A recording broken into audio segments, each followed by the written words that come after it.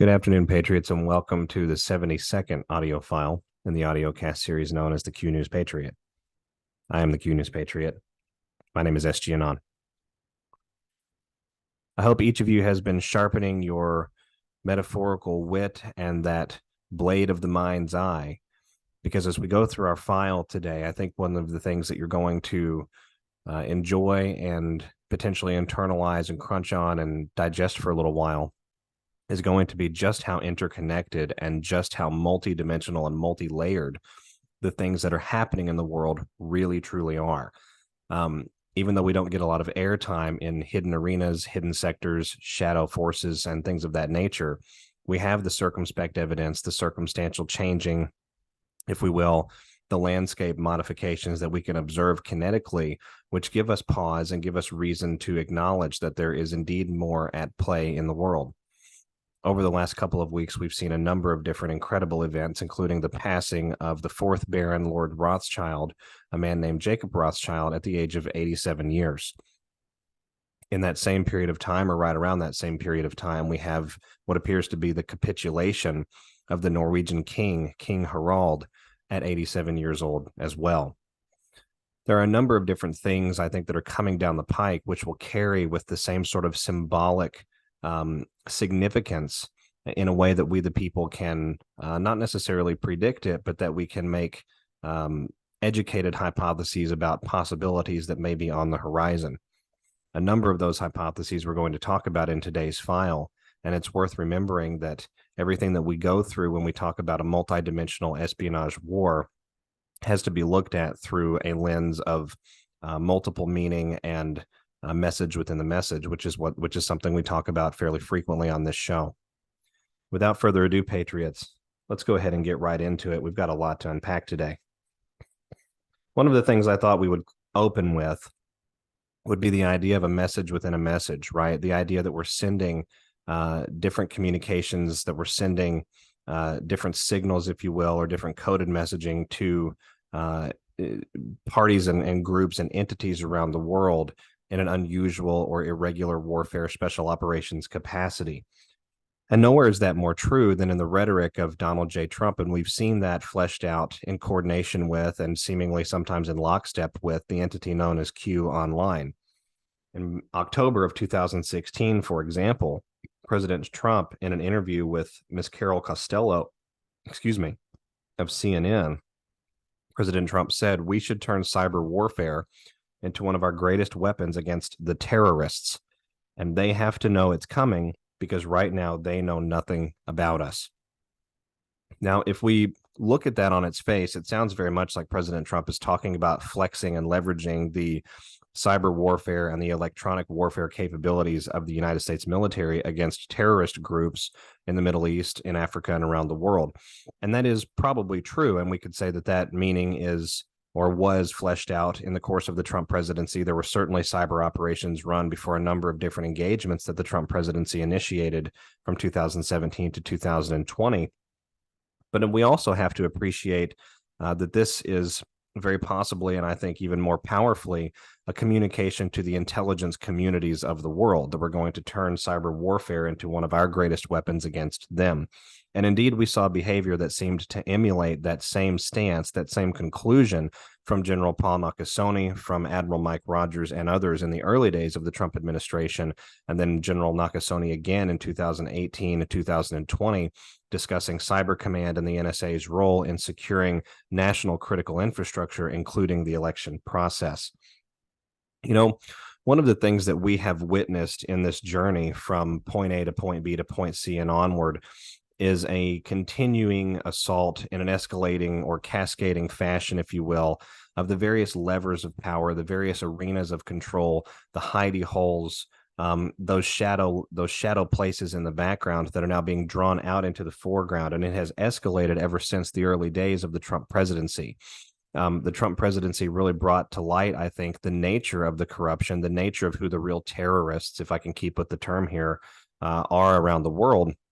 And I think that, as we discussed on audio file one, audio file number one, the trip around the world, the tour that President Trump took from January, February of 2017 up to the spring and summer months, was an alliance tour, a formation tour of some kind to build a warfare machine in a traditional sense, and a more militarized, formalized alliance sense that could take things like cyber warfare, multi-domain warfare, irregular and espionage, special operations to the enemy, to do it better, to do it stronger, to do it faster than they had ever done, and to do it in such a way that they were unable to defend themselves, right? We saw a Marine Corps raid in 2018, or excuse me, in 2017 on CIA Langley in Virginia, right? And we had a video surface from the Ospreys that conducted that particular raid.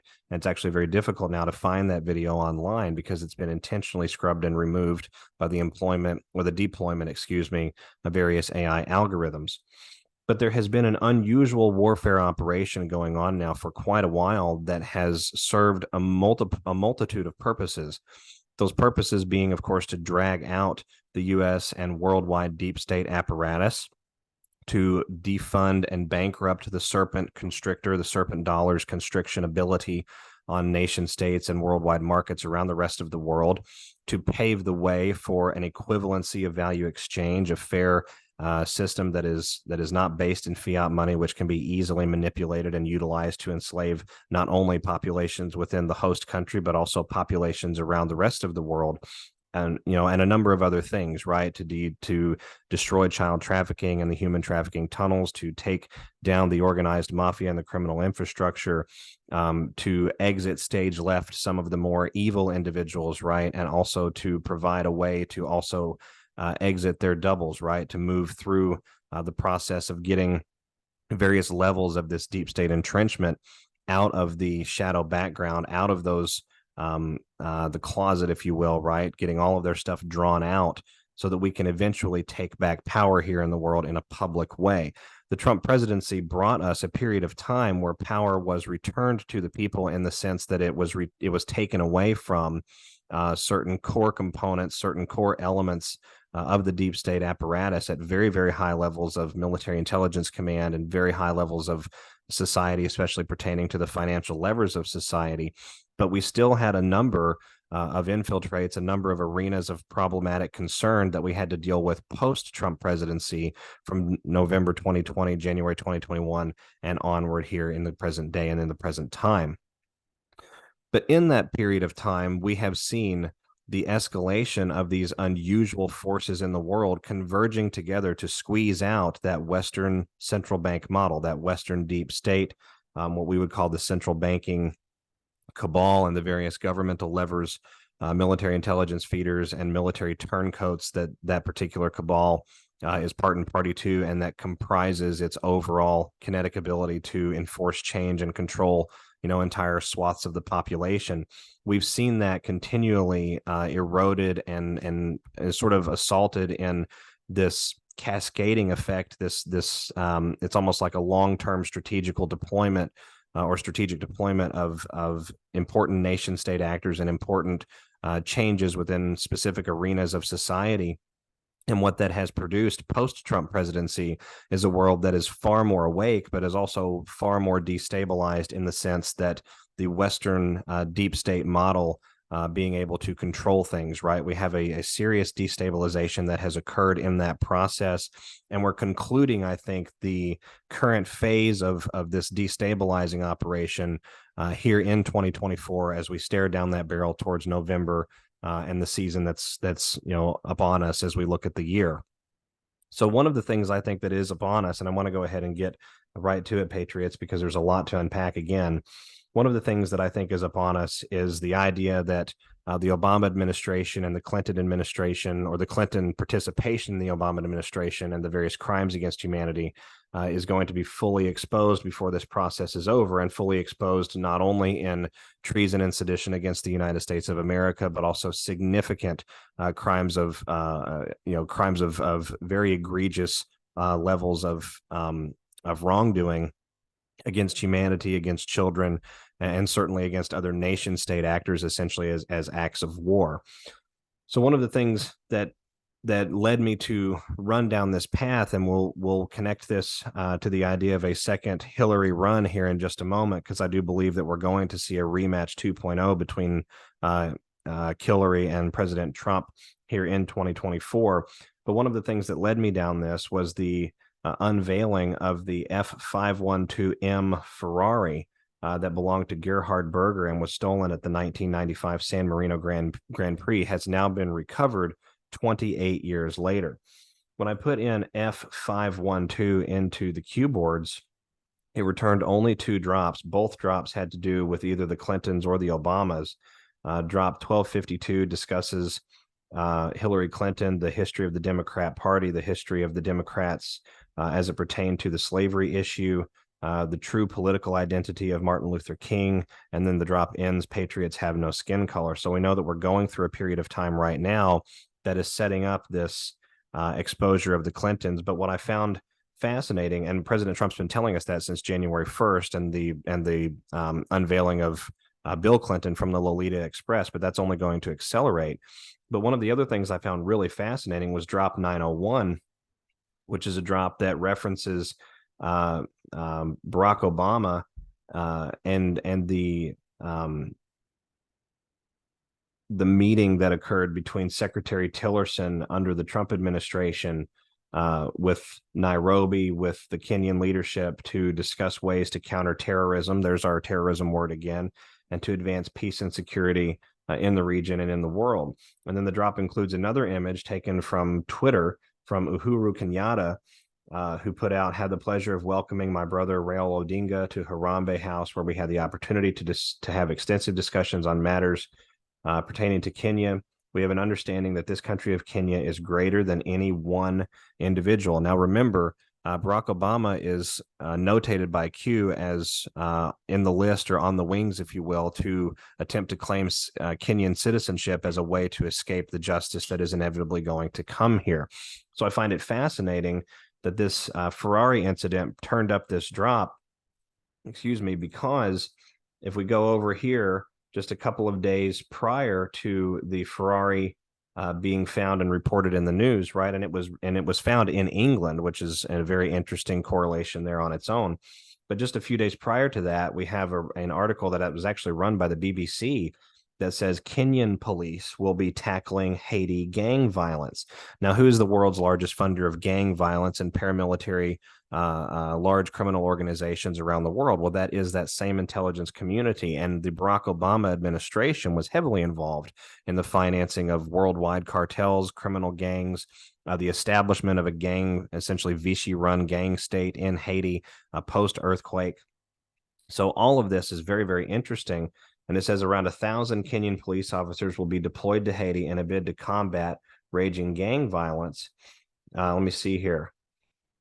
This past Thursday, so this would have been the last Thursday in February, Haiti's prime minister arrived in Kenya to put together a salvage plan.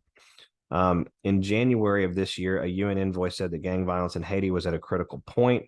In a statement this past Friday, Kenyan President William Ruto said he and the Haiti Prime Minister had signed an agreement and discussed next steps to enable the fast tracking of the deployment. Along with the Kenyan police officers, the Bahamas is committing 150 personnel, as well as Jamaica and the state of Antigua and Barbuda.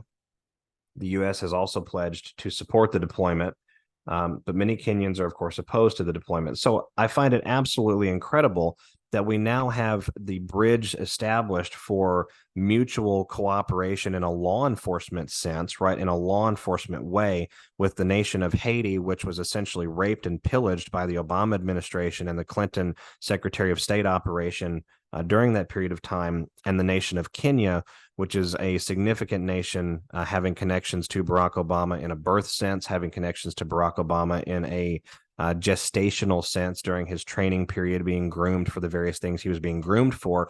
And remember, it was a Russian oligarch's wife in the late 1990s that informed a citizen reporter from the United States of America who was over in Moscow at the time that the selection for an African-American president for the United States had already been made, and that he would be controllable and that he would be a communist. So it's incredible, I think, that we have this convergence in the narrative pertaining to Obama, pertaining to Kenya. We just recently had Michelle Obama, Big Mike in the news, We had Barack Obama in the news not that long ago. I think we're going to see that again relatively soon. And the confirmation or the signal, I think the symbolic message, if we want to call it that, sort of confirming all of this is the fact that 28 years later, we have, this very valuable, well-known sports car that was stolen right out from underneath the nose of a very large sporting event in 1995 and was managed to be hidden for almost 30 years. And now it has resurfaced, and it resurfaced in England of all places. So moving along from that, I really want to tie into the whole Clinton issue and the Obama issue, because the crimes against humanity that were committed by that administration, by the Clintons especially, but by the Obama administration sort of in its totality as an entity, these are not going away. Benghazi is not going away. Extortion 17 is not going away. We now have the capitulation of one Victoria Nuland, who is involved in all sorts of levels of war criminality going back more than 20 years, really, at this point, or almost 20 years. And so this is a significant resignation that has occurred. And I think that resignation is to try and put distance between the events that have happened both since the disastrous installation of Joe Biden, but also the events that occurred in the lead up to the Trump administration, and really what amounted to a pause in deep state war criminality from 2017 to 2020, because we had lawful control finally of the office of the U.S. presidency. But Clinton, I don't think, is going away in any conceivable or significant sense, for a couple of different reasons. One of the main reasons, I think, that we're going to see exposure of Hillary very, very soon, and actually a run for presidency coming again from Killary here as we go through the 2024 season, is because it's going to serve as a vector, I think, to highlight the various levels of criminality against children, criminality against governments, criminality against the vulnerable classes of people out there in the world that the Clinton Global Initiative and the Clinton Foundation has been part and party to. Right now, we have the setup that's actually been drawn out in the central and western portion of Ukraine for the Clinton Global Initiative, the Clinton Foundation and the Global Initiative, to conduct humanitarian relief missions in that area of the world. And it is worth noting, in an espionage war, that the term humanitarian relief is often utilized by globalist entities as a cover for some sort of nefarious biomaterial trafficking of some kind, whether that's organ harvesting, whether that's literal human enslavement and human trafficking of live human beings, whether that's blood trafficking or some sort of biopathogen that's been derived from much of what we just highlighted there. It's often used as a cover for that. The same is true, really, of the Red Cross, unfortunately, and that's a whole other discussion for another file. But it is worth noting that that humanitarian mission that has been set up in Ukraine seems to have a very similar flavor to it, and certainly a very similar appearance on paper to the operations that were put up to bring, quote, humanitarian relief to the Haitian countryside post-earthquake during those Obama years. So, and I think this is going to bring out the true exposure, the true nature of the criminality of the Clintons, the criminality of the deep state apparatus, as a whole. And I think it's going to tee us up for understanding as a mass consciousness how the blackmail operation in Washington, D.C. worked. And one of the ways to get really good attention back on that issue as it pertains to the Clintons and connect them in a consciousness way, not only to the events occurring in Ukraine, not only to the events to be exposed yet coming out of Haiti and the Caribbean basin, not only their involvement with the U.S. Virgin Islands court system and the Jeffrey Epstein operation there, but also their feelers and their tentacles into the Washington, D.C. complex. I think a way to do that is to actually put a rematch in place between one Killary Clinton and President Donald J. Trump. Now, the reason I titled that particular segment of our file today as "The Dead Speak" is because Hillary Clinton was executed during the Trump presidency. Now, I know that sounds a little bit crazy and a little bit extreme to everyone, but we're going to walk through this here in just a minute, and I'm going to show you where that logic is coming from, why that is a significant component to understand in this particular operation, and why we still have to drag out the legacy destruction alongside someone who is presenting themselves as Hillary Clinton, right? We're trying to destroy not only the legacy of the human being, but the legacy connected to that particular human being for all time. And so to do that, we have to, I think, take out or exit stage left to whatever degree is permissible and appropriate any individuals that have ever been employed as doubles, that have ever been employed as actors, that have ever sought ingratiation in those circles, so that we eliminate the image, the likeness, the actual being from the annals of history, accepting to say that one of eternal shame should follow. So let's move over here. Give me just a minute here. We're going to pull this up. I actually have something quite interesting and intriguing to show to each of you.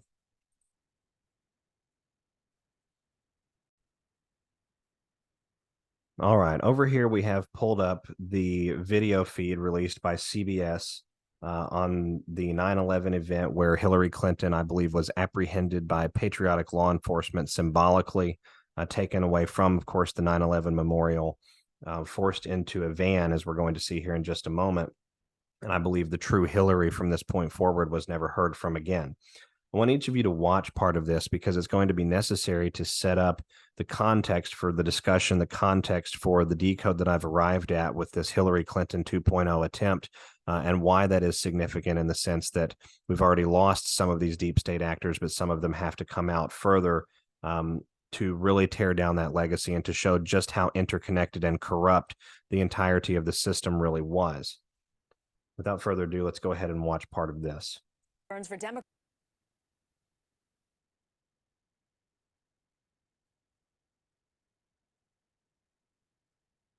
Did you know that you could get $50,000 to over $150,000 of investment capital at zero? Presidential nominee Hillary Clinton. This morning, Secretary Clinton was at a memorial service at New York's Ground Zero. Republican presidential nominee Donald Trump was also there. About 90 minutes in, Mrs. Clinton left, saying she felt overheated. Before she was taken to her daughter's apartment, a camera captured Mrs. Clinton appearing woozy and losing balance as she was escorted into her SUV. A short time later, she emerged from her daughter's apartment. Now, not that this is the conclusive moment of this particular discussion or this particular expose here, but we have an individual who physically looks different at the hip line and appears to be, at least from this particular distance, a bit shorter than the one previously. And that's worth noting that the appearance of a decrease in height is still seen from the perspective angle, even though the appearance over here with her being loaded into the actual vehicle was taken from what you would consider a more sloped perspective. So she should appear shorter here. Now, the reason that this is important, we're going to go ahead and move over here to the next screen for you, is this is Hillary Clinton's YouTube channel. Hillary Clinton's YouTube channel was inaugurated and founded in 2015 and ran a considerable information operation from 2015 up to the night of the November 8th, 2016 presidential election. This video right here, entitled The Story of Her, was the last video posted by the YouTube channel until this video, which was posted over a couple of years later, was over 2 years later. Let me see here if we do the math on that. This one was November of 2016. This one was January of 2019. So just a little over 2 years later, which would be the exact same period of time that the entity on Q, or the entity online known as Q, referenced having Hillary in some sort of custodial arrangement and refusing a deal that Hillary had requested to be made. So let's go ahead and look at this really quick. We're going to do a quick comparison here. This is the original Hillary. This is the video that was posted. This video right here. So the second to last video that was posted to the YouTube account. Also, if you see down at the bottom, November 8th of 2016. And this is a video appealing to the decency and goodness of humanity. And it was really sort of a campaign piece, if there ever was one. But for purposes of highlighting how information ops work, what looks like, a form of ruse to be undertaken and kept there with each of these, which was released in January of 2019, January 10th, and last posted to the channel. This video posted January 10th of 2019 entitled Hillary Clinton and Tony Goldwyn Play Broadway or Beltway. If we read that to be a message within a message conveyance, that could very well mean something along the lines of theater versus reality, or theater versus control, right? The ability to fake something and act something versus the ability to make kinetic real changes. But notice the difference in the person. We have eye sockets that are far more open and expanded, you know, as far as size of the eyeball compared to these eye sockets right here. Additionally, right here we have a very aggressive nose curve that meets at a sharp point in the middle, and we have a pretty strong, stout, straight nose bridge. Over here, we have a much gentler bridge, and the nostril flare is not nearly as extreme and does not come down to such a point. It comes down more to a soft point of reference rather than a hard look. Let's look at that one more time. So here we have the original, and here we have the double. If we notice also, the hairline on the double is further up on the body than the hairline on the original.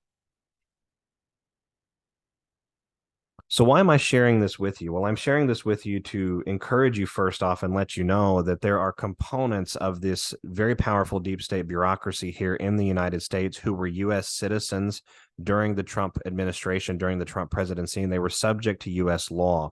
And some of those laws included the various laws related to child kidnapping, crimes against humanity, of course, the Geneva Convention being codified into U.S. code, and various components of international treatises. And so individuals like, you know, Clinton and Hillary Clinton, individuals like H.W. Bush, individuals like the original Joe Biden, and all of us know that the Joe Biden installation currently in the office is not the authentic original one. You know, these individuals would have been subject to U.S. law, and as well, and I believe also subject to military law, because they acted essentially as foreign agents and foreign combatants within inside the government of the United States of America to sell us out, destroy this nation, and cause a nuclear war. So there is some encouragement to be had when we see that we have had a changing of the guard, in the sense that individuals acting as a particular role or impersonating or personifying a particular role are not truly as they seem. However, we also have to remember that the information operation component of everything that's happening in the world serves a number of different purposes. And there are advantages, and there are really good advantages, actually, in a clandestine warfare operation or a special warfare operation to maintaining what appears to be a status quo for your enemy, right? Maintaining deception as a tool of war. That deception doesn't have to be so overt as to be able to fool them completely. I don't believe for a moment that any remaining deep state opponents out there in the world believe that they're working on behalf of or in cahoots with the original Clinton. But what choice do they have, right? If they're in the shadows, if the shadows is the arena of the world that has provided the infrastructure and the scaffolding to shield their existence, then they don't really have a card to say to come to the table and come out and acknowledge that this is a fake individual, and they don't really get the chance to not do business in the conventional way that they've built, right? The system of behavior that they've set up for themselves, because that itself will showcase them out to the rest of the world now that we have the eyes of the digital army worldwide upon them. So I'm going to come over here, and I'm going to show you a video that was published on March the 22nd of 2016.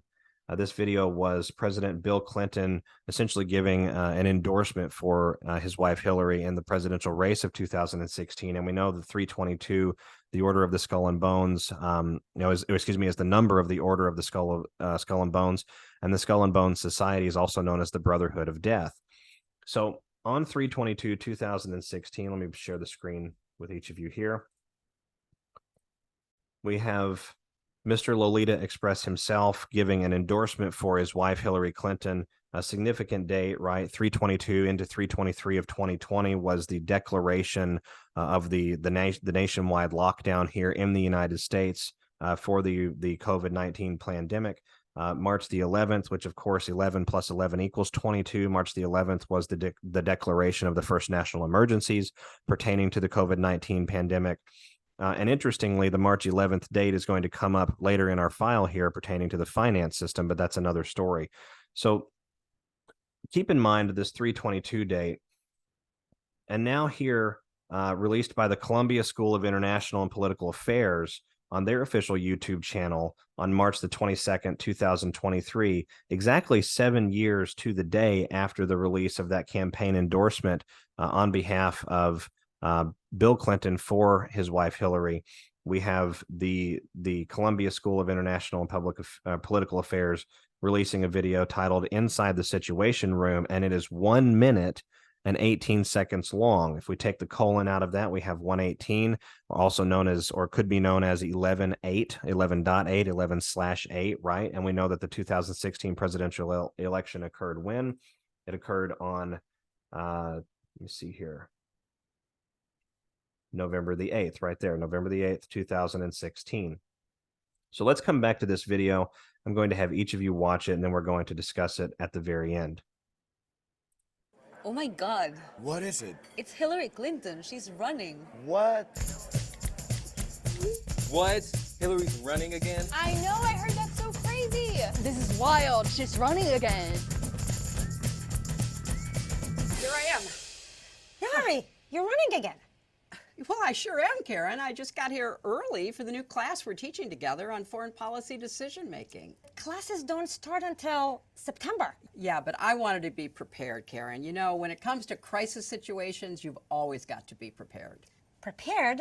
I think you're more prepared than anyone to teach this course. Now, what are we going to call it? Inside the Situation Room. Yes. And I'll cover the theory of political decision making and strategy.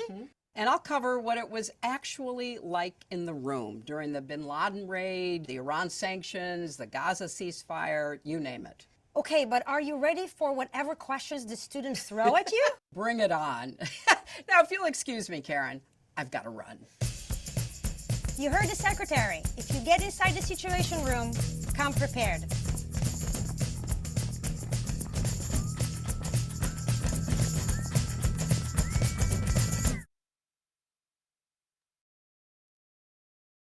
Now, to the average onlooker, right, this particular video seems innocuous enough. It's sort of a fun and interesting take on the idea of teaching a political class. It's an interesting take on a number of events that occurred during that treasonous Obama administration, and it sounds sort of very appealing. But if we break it down in a more symbolic lens, especially beginning with the ending point here, it shows her running toward a statue called the Alma Mater.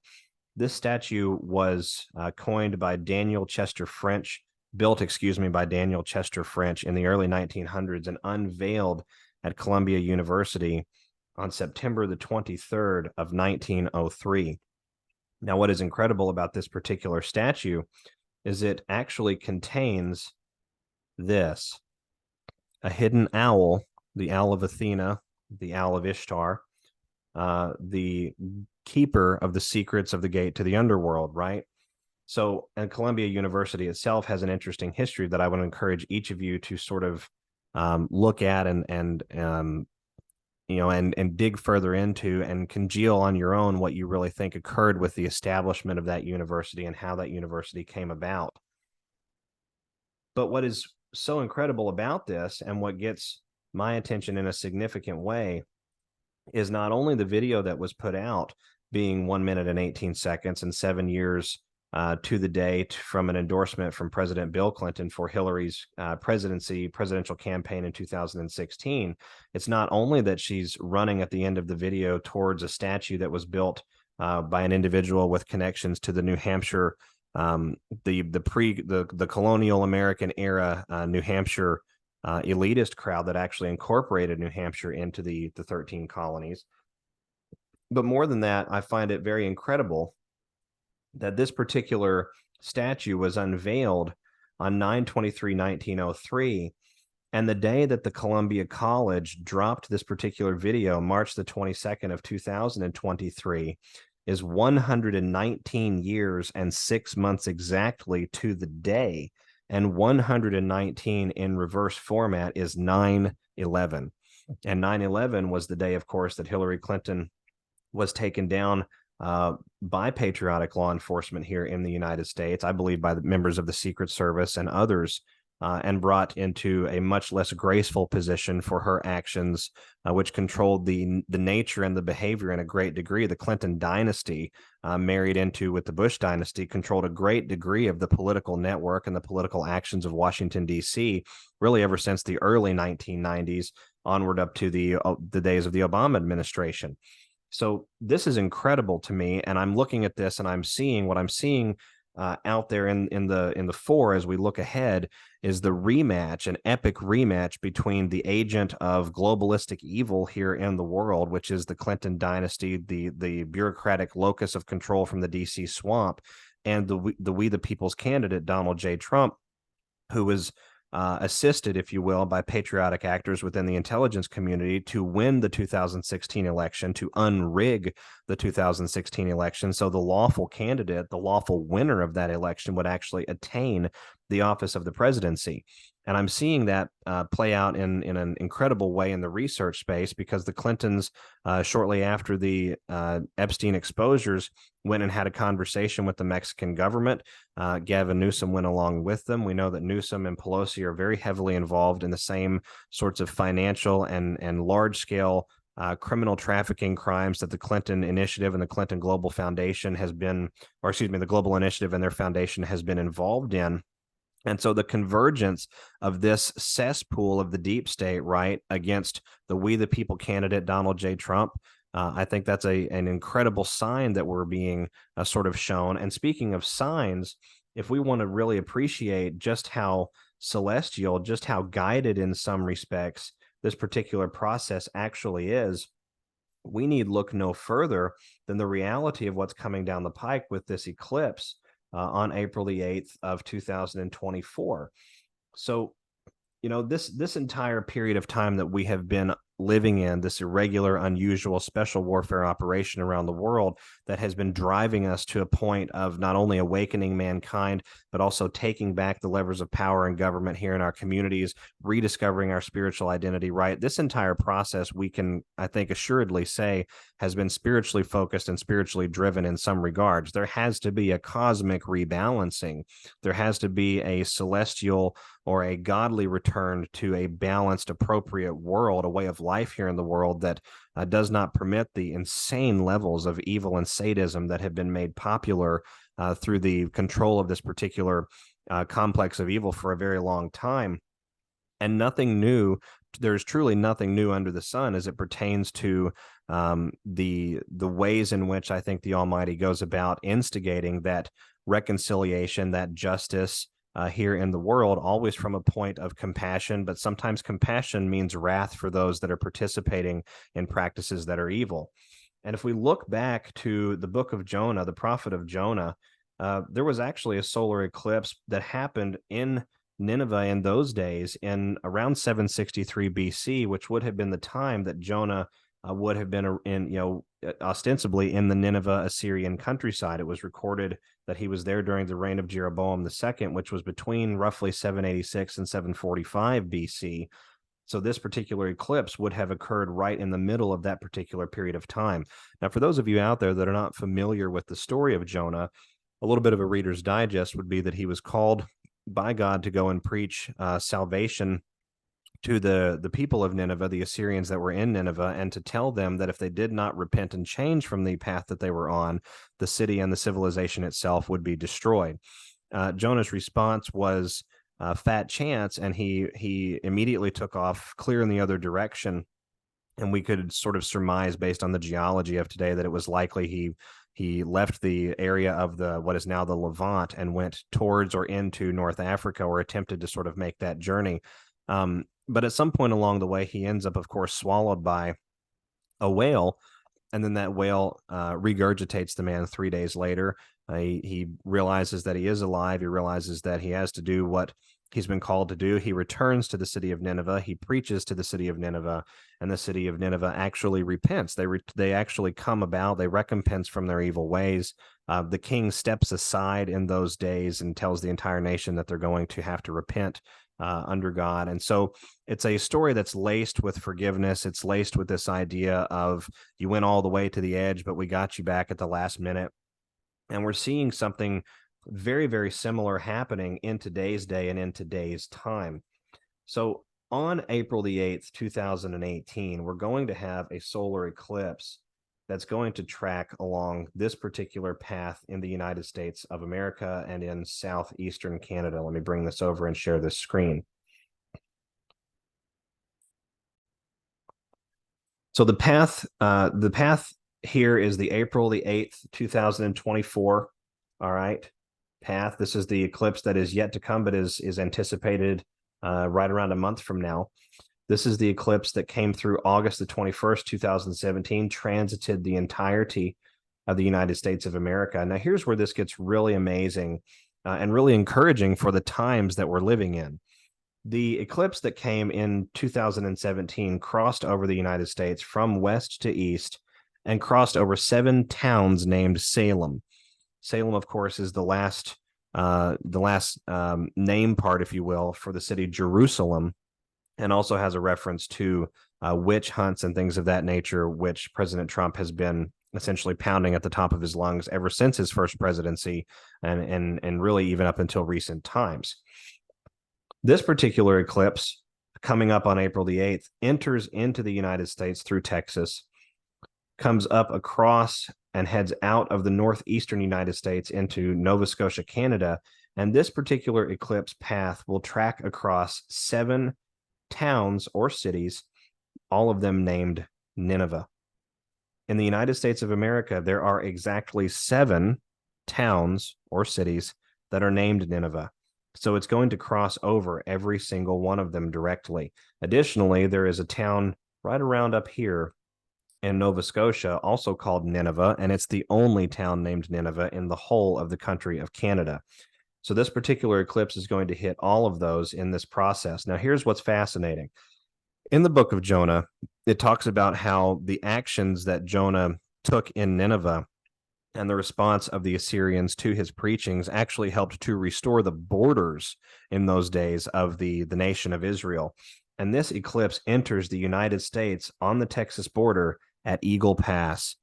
Eagle Pass, Texas, of course, is an arena that has been hotly contested in the recent narrative warfare between the federal government's authority to control and manage the border or lack of a border, and the state's authorities and rights to execute self-defense when the federal government is no longer willing to do so. And so we have a southern border that is essentially non-existent, has been non-existent for a very long time. And I think there's an interesting symbolic connection to restoration of the border coming through at that particular location with this eclipse. Now, one of the things that I find very impressive and very powerful about this particular arrangement is if we add in the track of the partial solar eclipse that tracked across the United States of America last fall, October of 2023, to this particular map that you see on the screen right now, it comes out to this. This is the April 8th eclipse and expected track. This is the August 2017 eclipse and its recorded track. And this is the partial eclipse that tracked across the United States October of last year. This is very similar to the letter A. Of course, we know that Jesus says, I am the Alpha and the Omega.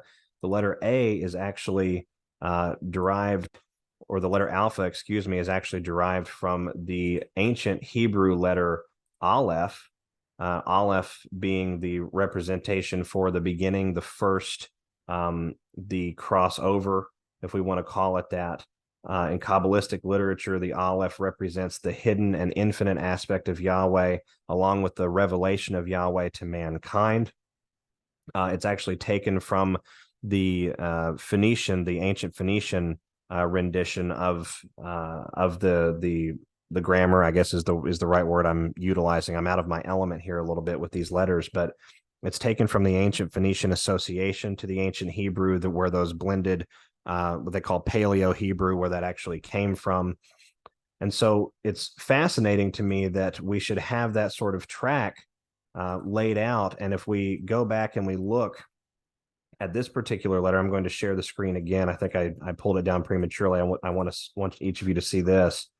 If we go back and look at that first picture, comparing those two tracks, the totality, or excuse me, the total solar eclipse and the tracks of the two of them between 2017 and 2024, which is fascinating that those are, not quite 7 years exactly apart. If we were to then come over and look at the ancient Hebrew letter Tav, which is the last letter in the ancient Hebrew, the Paleo Hebrew alphabet, this would have been right here would have been the letter Tav around about the time of Ezekiel, the prophet Ezekiel. And this particular letter represents the end, right? So if we come over here, we could read it as Alpha and Omega, or the end, the first and the last in the Hebrew alphabet.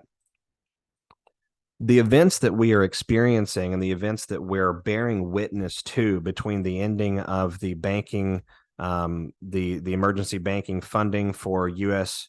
Banks here coming on March the 11th, which I believe is going to lead us to a very quick liquidity crisis here in the NATO West, to the advancement of the narrative with Trump's victories and Super Tuesday to come tomorrow, and the various victories that we're going to see moving through the four into the 2024 season, the clear symbolism being shown out, utilized against them to humiliate their legacies, to highlight out the various levels and the depths and the extents of their criminality, and then marrying that with the fact that we have celestial Passover really occurring over the North American cities of Nineveh, calling the people, I think, to a point of recompense, calling the people to a reconciliation, right? Because there has been such egregious wrongdoing that has gone on in the world for so long. And we're in a period of time where cosmically, spiritually, celestially, universally, whatever term you want to apply to it, God is simply not going to be mocked anymore. And there is a deep relationship and a deep process of understanding and awareness that is igniting itself around the rest of the world and is causing a true change of heart in all of humanity. And we get to bear witness to the confirmations of the progress in all of those arenas. You couldn't pick a better time to be alive. You couldn't pick a more exciting, a more fun period of time to test your mettle as it pertains to reading the message within the message, understanding the difference between coded symbolism and just sheer paranoia, understanding the difference between symbolically significant messaging and information, and that which is being used to clickbait you and to gaslight you and to weaponize that consciousness in another way, right? The book says, guard our hearts, for out of it flows the issues of life, and from it the issues of life.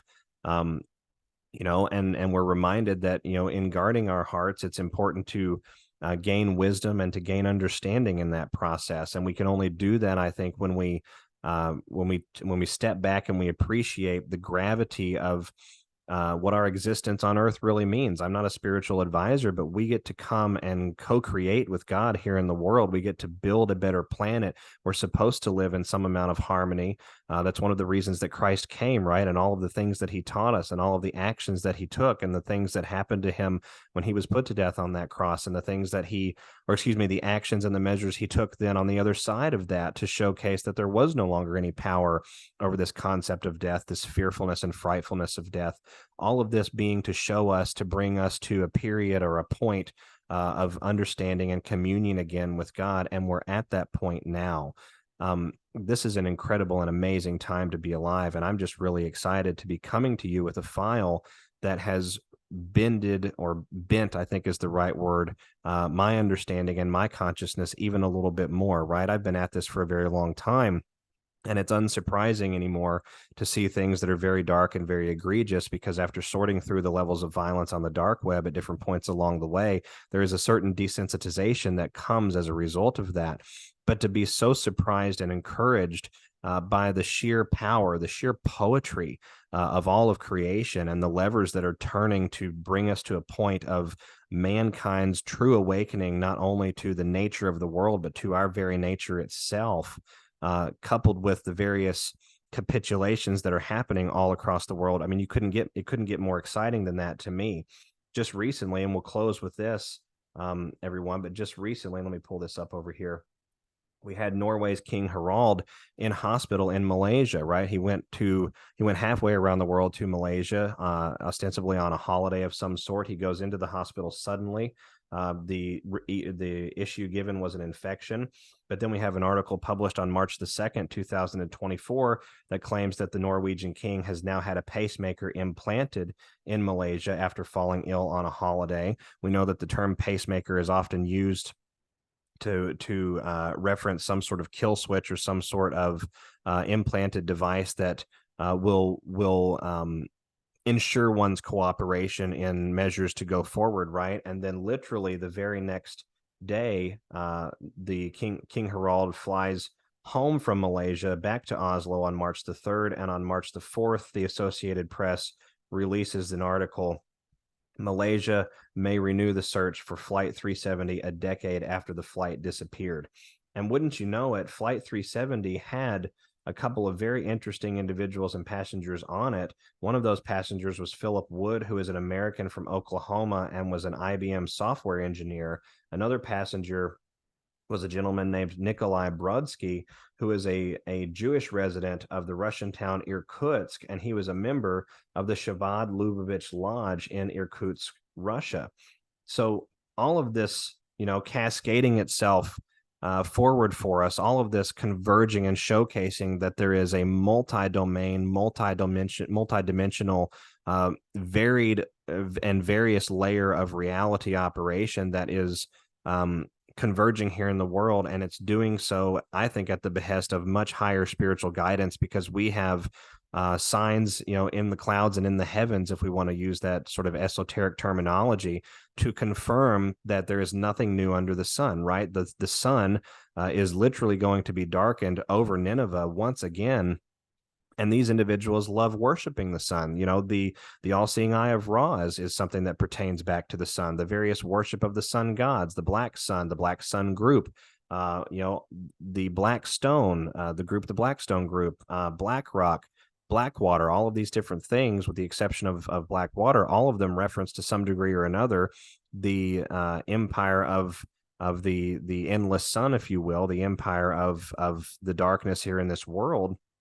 And we're seeing that literally being showcased out and put on notice by God Almighty himself as not going to be permanent into the future, right? And it serves, I think, as confirmation for us here on the ground of where we're taking this world. We are winning the culture war. We are taking the fight back. We are learning how to read the symbolism. We're understanding the philosophical and the spiritual implications for a lot of this. And at the same time, we get to bear witness to the physical world, the kinetic operations that are happening to restore balance, to drag out as much as is possible of this deep state complex before major events at the surface level should pop off to sort of catalyze and cauterize that mass consciousness space. It's just a very, very exciting time for those of us that have been paying attention for a little while now. It's a very, very exciting time to bear witness and to be able to focus on these things. It has been a pleasure getting to talk with each of you again after a short break off air.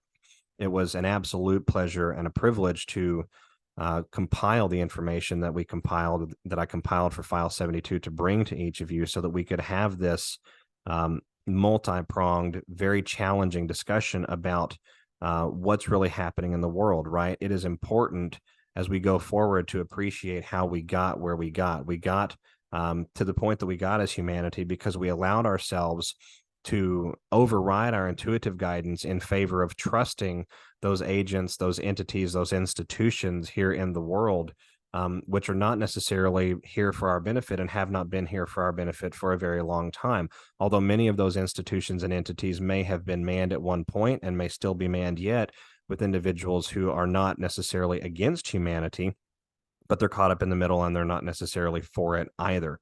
It has been an incredible research journey over these last few months, getting to see how the 2024 season is going to position itself to reveal to us the nature of the cyclical world that we live in, the nature of the various levels of criminality and how it's reinforced at the the levels of government and above government arenas that pull those pulpits of power, and how all of it at the end of the day remains subservient in some regards, certainly remains at its existence at the behest of and at the persistence of God Almighty and the Holy Spirit.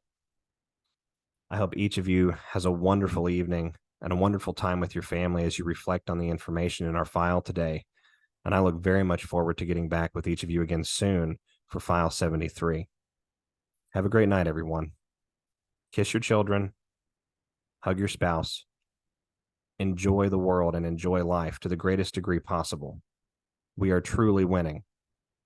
And at the end of the day, a glorious jubilee awaits us. I'll be back with each of you again soon. This is SG Anon. Thanks. Bye-bye.